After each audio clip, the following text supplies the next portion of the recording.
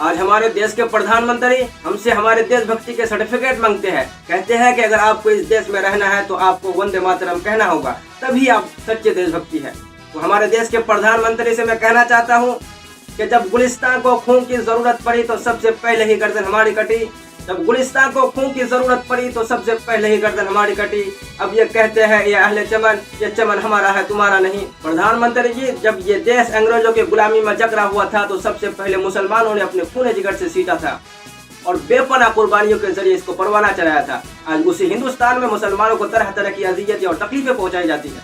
मुसलमानों के कुलूब से इस्लाम की मोहब्बत को खत्म करने की नापाक साजिशें कर रही है। बिरादरान मिल्लत, यूँ तो हिंदुस्तान में मुसलमानों का कभी भी कोई हामी नहीं था, लेकिन जब से इन फिरका परस्तों ने हिंदुस्तान में जन्म लिया है उस वक्त से मुसलमानों की रही सही चैन और सुकून छीन गया है।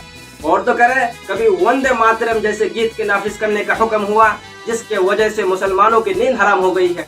आज भी बहुत सारे स्कूलों में ये गीत गाए जाते हैं जिस गीत में हमारे अकीदे के मुताबिक सरासर कुफ्र भरा हुआ है, जिस गीत को एक बार पढ़ने से मुसलमान नहीं रहता। आज वही गीत हिंदुस्तान के मदारिस और मकातिब में बच्चों को पढ़ने के लिए मजबूर किया जा रहा है। तो प्रधानमंत्री जी, याद रखिए, गौर से सुन लीजिए कि हम आपके धमकियों से खौफ खा सकते नहीं, जुल्म के आगे हम अपना सर झुका सकते नहीं। है यही तारीख, है यही अपना फलसफा, जमाने में दबाने से उबरते हैं सदा।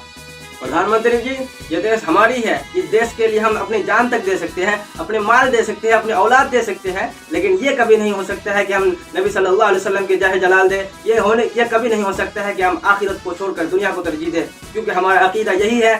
सिर्फ हमारा अकीदा यह है कि हम एक अल्लाह की इबादत करते हैं। अल्लाह ताला ने खुद कुरान में फरमाया है कि कुल हुवल्लाहु अहद, कह दो कि अल्लाह एक है। इसलिए हमारा ये अकीदा है कि हम एक खुदा के अलावा किसी की इबादत नहीं करते हैं।